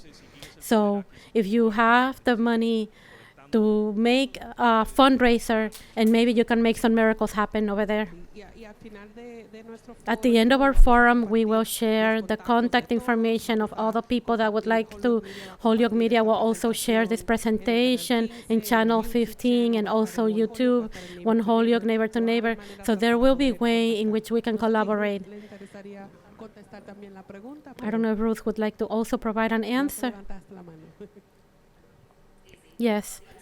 Solo, I would like to add a few things. I understand that there are some visions, humanitarian visions, that want to make it this panel, the solar panel systems to Cuba, but it is a political situation. This situation with the blockage, with the aggravated blockage that does not allow of anything, not just fuel, but like food, medicine, things that are required to be imported. It seems to me like it's a political blockage that has to be taken into account due to the pressure of the representatives in the government, because the people, the Cuban people, are suffering the consequences of this aggressive blockage that this administration is enforcing. In my opinion, they are getting what they were expecting, the results that they were expecting. Thank you, Ruth. Anyone else have a question? Please come up to the microphone. Hello. Translated in English? In Spanish? Yes. Hablo mi español es poco matado. Oh. Pero, So you're going to go straight English so I can translate to Spanish for you? Sure. Okay. All right. My name is Jasmine Borges. I'm the Deputy Chairwoman for the New Era Young Lords Holyoke Chapter. Mi nombre es Jasmine. Espera, Jasmine, viste muy rápido para mí, pero mi nombre es Jasmine y soy la Deputy Chairwoman. No sé, gerente Director o directora de una organización of the Young Lords. The young lords. Lords, the young lords. Yeah. Perdón. We have a 13-point program. Our first point in the program is Ellas tienen un programa de 13 puntos y su primer punto en el programa es self-determination for Borican. determinación propia para Borinquen. And so with that being said, my con question eso. for you all is Mi pregunta es, how do we get this information that is very academic ¿cómo podemos recibir esta información que es bien académica to translate it to our people in the community? How para do we poder get that? traducirla a nuestra gente en la comunidad? Tú- Sí, Andrea, que es la estudiante de UMass, ya en eso es su proyecto, trabajar en eso. Y te voy a decir que el producto que ellos, I'm sorry, so the product that she's developed. You can say it in Spanish. You can say it. I understand Spanish. Ok, It's perdón, my- ok, my ok. Spanish Bueno, isn't that el great. producto que ella preparó con su equipo, no sé cuántos millones trabajaste contigo en esa obra, pero el punto es que llega en arroz con habichuela, qué es energía, qué son todos estos temas. Es más, lo voy a robar dentro de poco y lo vamos a llevar a la montaña. Pero hay recursos aquí. El reto que nosotros hemos visto. The challenge that we see is that there is a big lagoon in between, such as what are the basic knowledge of turning the solar power into photon in the DC, in the inverter, etc. The chemistry behind electricity is not what matters in our experience. It's about letting people know that the energy, it's not something that should be not belonging to you. It's yours. You should own it.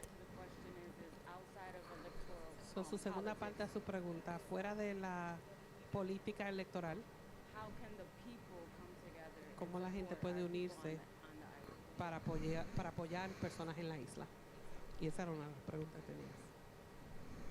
Bueno, gracias por las dos preguntas. So thank you for the two questions. So the first one I was going to say, it's very hard sometimes. I am a person that Voy a estar a lo mejor 2 décadas más I'm going to be learning for 2 more decades to improve that.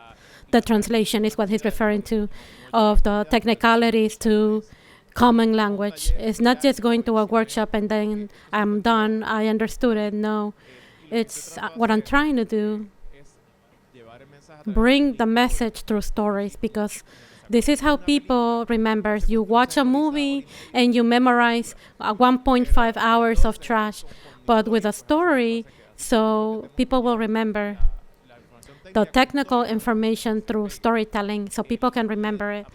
In relation to the electoral process, la otra parte es cómo establecer colaboración is the collaboration that could be established that are more horizontal in nature, such as recognizing that if the United States, when they go to PR, Puerto Rico to a vulnerable or low-income community, even though we look the same, there's other possibilities that are brought forth. And when collaborations are more horizontal, so it's about listening, not just about fixing, but it's the reason why I'm here, because the group that invited me is what I like the most about them in the conversations is because they have that component. It's not just about telling us what to do, but listen to us and formulate the questions, because making those questions is the first step towards that. And without that, we cannot solve anything in our community. So it's important. And the last thing, quickly, I saw a documentary about the Young Lords. I didn't know about the Young Lords, and I saw a documentary in Panama, and I was like, hey, who is this guy, Panama? And then he was sitting there, and he was talking to us. So thank you to the art. You can learn about stories. Thank you so much for being here. One more thing I would like to add as an example. I do provide in our social media, YouTube and Instagram and so on, some videos, which is rice and beans, where we take these themes and we translate them in a way that common people can understand. But I will warn you, every market is different. Even when I look here, we have some young people, we have older people, and those people will not consume the content of the same place. And that is the challenge, is understanding that if your information is going through Instagram and TikTok, more than 50, Facebook. If you're older than 50, you have to be there on Facebook. Who is receiving your information? What is the message that you're sending, and how do you want to make it fit? And each one has its own point of inflection and motivation, and you can add it based on generations, but the challenge is it's multifaceted, and you have to understand it in a more comprehensive way. ¿Quería decir algo? Está bien. I could add that fundamentally the communities that have organized themselves reflected in this representation, in this panel, yes, they need the collaboration of the United States, because a lot of the corporations that are here, and I mentioned them by name, are doing a lot of harm. AES Corporation, for example, New Fortress Energy, Luma, are there, and they are trying to maximize the most that they can financially, but in reality, it does not benefit locally.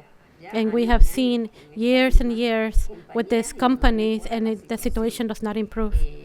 And so, in the United States, we know that we gotta find a common interest. For example, gas that New Fortress has brought here is from fracking that is coming to states in the United States. And so the collaborations that you mentioned, that Marcel mentioned, from the organized groups here and there, it's a very important fact to make that transition fair in the electrical system, and that has to do with the society and the viability of Puerto Rico. If we are going to be able to live in this archipelago, or it's going to be an exodus, a massive exodus that are leaving the island. Gracias, Ruth. Thank you, Ruth. Okay, entonces tenemos tiempo para una preguntita más, y también tenemos. So we have time for one more question, and we also have a QR code. Okay, so two more questions, and we have a QR code and Betty. And you can also make the question through the QR code, and we can also send you an email, and we will find a way to communicate directly with you, because we have a name, your email, and your phone number, and I will respond to your question. My name is Luz from Neighbor to Neighbor. I am chapter organizer in Springfield. My question is there a cost in relation to the installation of the panels? And the second question that goes with this is, what is normally the month? Is there a bill that comes with that? So I'm going to talk about the Barrio Electrical model, which is a nonprofit that gets funding so people don't have to put their own monies as a down payment. The concept is, if I pay $100 a month to Luma for electricity, now I am paying $80 to Barrio Electrical, or maybe $20 to Luma, but the bill doesn't increase or that it drops. So instead of paying $100 to Luma, I pay $80 to electric and $4 to Luma. So the initial cost is something that has to be found. We got $30 million from the Department of Energy to cover the initial cost of the panel installation, which goes right back, because what the family is producing, it goes back into the funding to install more systems. The idea is that it grows. So this is the model that we went for, because we think it's all right that people have access to clean, accessible, resilient energy, that when a hurricane comes, it doesn't go away. But it is a challenge to find the funding initially.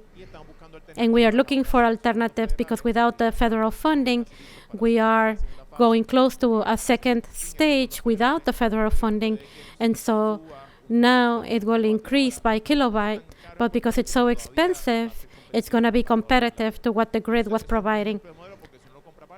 If you buy it separately toma un préstamo through a loan with a 15-year loan and you pay it in installments, y entonces lo paga a plazo, lo que pasa es que hay unos responsables para el mantenimiento. so then you have to take care of it, the maintenance, and what a lot of the corporations do is they don't sell you the equipment, is that you just pay to rent it. And the company takes care of the maintenance. But when you are 30 years, you already paid it 3 times over. And sometimes it's abusive. So sometimes you have to be very careful with where you buy your solar panels. We work with models, with cooperative. So everyone, it's like a cooperative. So they're all businesses. And so there's always a cost. But I will tell you, in Puerto Rico, right now, there's a pandemic of the system outside of functioning of the panels because of interconnection or a battery or a panel. The model of giving away of donation, perpetual donation, is not sustainable. You know, it's not something that can be sustained. And because they didn't invest originally and because it was a gift, and so it stays there. Oh, I was living okay with it, and so now it's there, but I don't have to worry about it, and I just focus on my daily bread. But that's not the model that Puerto Rico needs to become resilient, and so we don't sell the system. It shouldn't matter. What you want is energy, and you want energy when the system is not working, and so that is the compromise that we're making of energy service, where you're never owner, but I pay my monthly fee. And to understand, in Puerto Rico, you can operate as an island, independent of the grid. You still have a charge of connection, and the bills that are coming out in Puerto Rico do not include the debt of the energy grid. So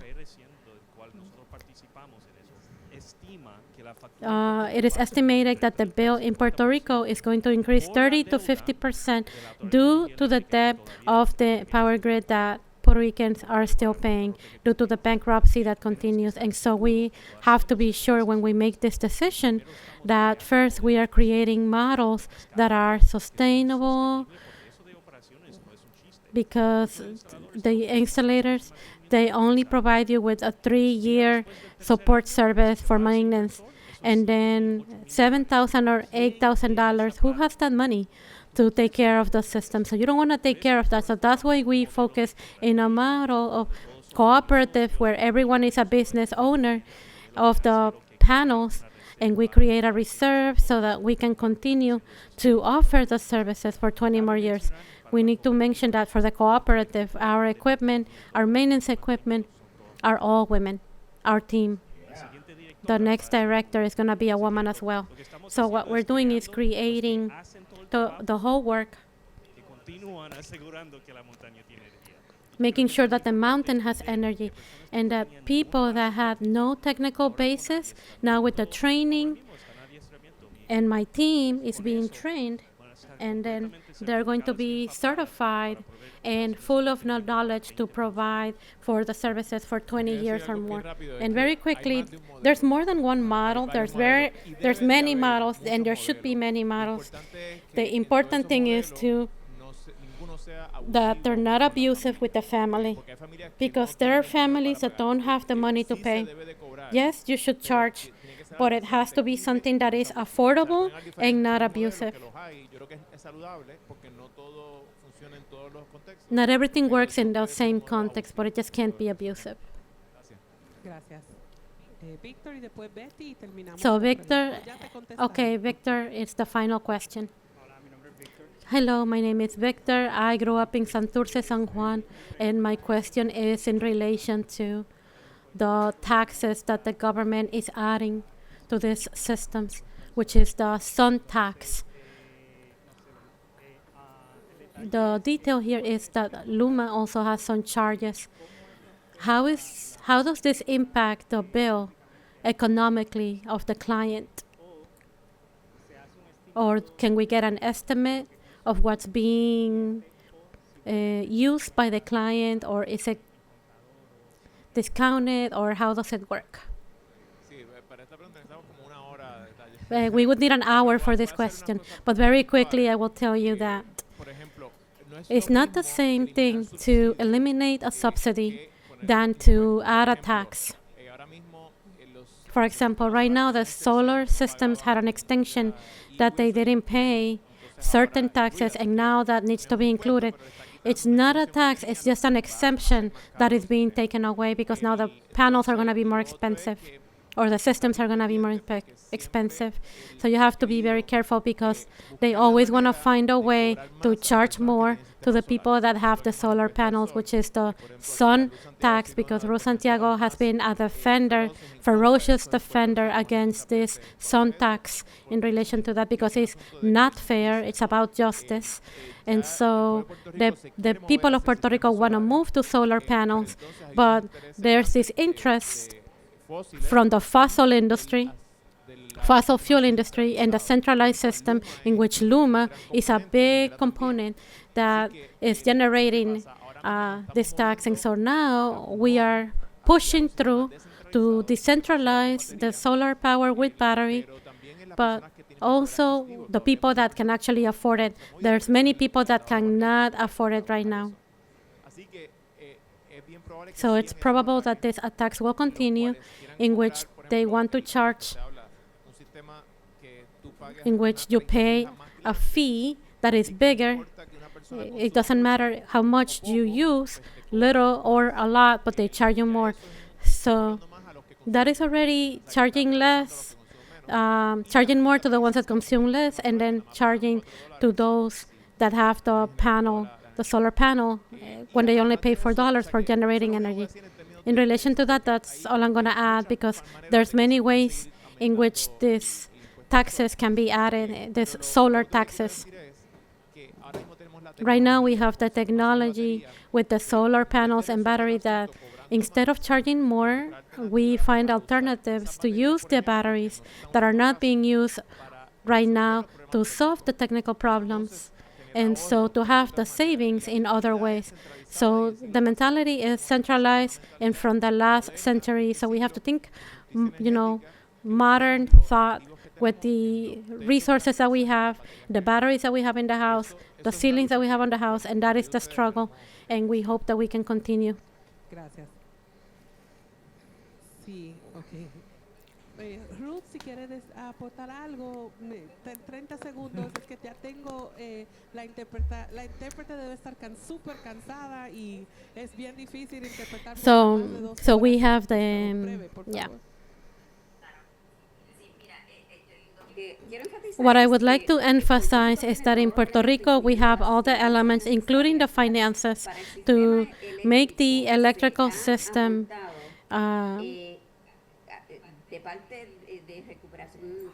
and the recovery from disasters over $12,000 million. And so that is more than enough to provide these systems.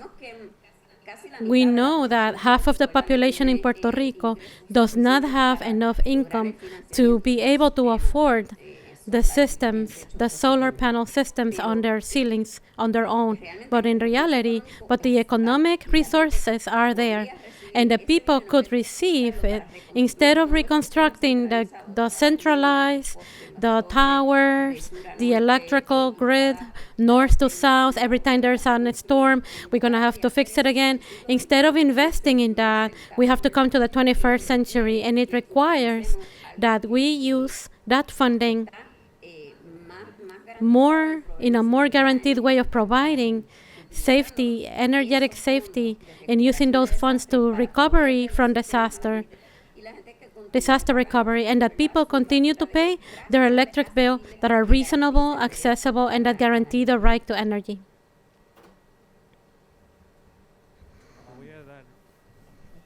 I'm going to give a little bit of context here to see how this complex, the tax to the sun is the intelligent marketing to a criticism. So who is paying for energy, especially when you have invested in a panel system on your own? The problem continues to be that the great majority of the island was never or would never be able to participate with their own solar panel systems due to the structures that they live in, condos, very hard to energize with solar panels. There are solutions, but they're really, really young right now. And we don't have the processes, the governmental processes, but the negotiation of energy in Puerto Rico, which is an invention of the reform, the act of reform, political reform in 2017, from commission to negotiation in Puerto Rico, they are obligated by law to ensure that the payment of the people that are paying has to be fair amongst all Puerto Ricans. And so the commissioners are always attentive to, okay, so you have your solar panel because you have money, and so you could pay it, and you could pay $60,000, but Doña Pepa, Don Juan Pueblo cannot. So because they cannot, how can we ensure that we can pay for, because that person that was using so much energy is leaving the grid. Now you have to divide the cost to the people that are connected. So Miss Pepa, her bill will increase. So how do we take care of it? So now we have to balance it out. That solar tax, it's not good marketing, because it's not instructive to the people. It doesn't help the people understand how sophisticated this problem is. How is it that we can make justice, energetic justice? How can we make energy justice? Is that we pay equally based on what we're paying. But if you have the solar panels and you lift the grid, and then now you're charged, it's basically you're penalized. Doña Pepa will be penalized because she will consume 2 kilobytes, 3 kilobytes. Marcel was talking about there's problems that the people's usage is so low that it doesn't make sense, because what they are using is so low that they're not going to be able to use enough energy to cost and pay for that system in 20 years. So it's very complex, and we have to open the conversation, and more people have to be educated about this topic to understand that it's not just about getting rid of the solar tax, but at the same time we cannot let Miss Pepa out. So think of her. Gracias, Pepe. Entonces, ya terminamos. And so we are done. No, Ay, Dios mira, mío. es que tengo un estudiante graduado que está trabajando en el asunto de usar el sistema solar en los techos. So we're working on the somebody that is studying to do the solar panels in the condominiums. And so Doña Pepa in the mountain, the problem is, the solution is not to raise the cost of what's being charged, but use that system to lower her bill, so that technically it could be done. We can talk about it, how that person can inject energy to lower her bill of the fuels in other moments. There's other ways to do it, but we cannot focus ourselves in Doña Pepa or this one. We can think about the amount of solar panels that can be augmented and not leave people outside. And if it's complex, but we cannot say, oh, you're in one team or another, and so this is why we need the dialogue. And this is, thank you for this space. Thank you, Marcel. Un aplauso nuevamente a nuestros panelistas. Thank you, an applause for our panelists. Voy a preguntar si quieres decir algo. Bueno, ¿es el cierre de quién se encarga? ¿Yo o tú lo vas a hacer? Ok, bueno. Espero que esta noche no sea... So I hope that tonight is not the end of a conversation, but the beginning of many more conversations between Puerto Rico and Holyoke, because Holyoke is a small Puerto Rico. And so before we say goodbye, I would like to ask each panelist Vamos a dejar esa reflexión. to leave that reflection. Gracias. Thank you. Mejor vamos a agradecer a los panelistas. So we're going to thank the panelists. We're going to thank the interpreter. Natalie Vicencio, que está interpretando al inglés. A Holyoke And to Holyoke Media por proveernos nuestro espacio aquí esta noche. for providing the space, the volunteers that have supported and helped to make this forum possible, and to the public, the community. Look at all the people that came tonight.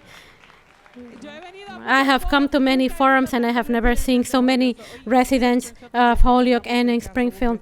So we are neighbors. Sí. Entonces,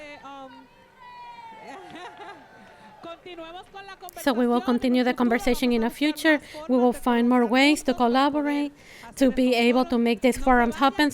Don't leave, because we have a raffle that Andrea is providing. And we have all the people that have registered. Vamos a darle la vuelta a la rueda para... We have 6 gifts to give to you for your participation. And thank you so much for being here tonight and supporting our forum and continuing the conversation. May this not be the last event. May this be the beginning of something big. Thank you.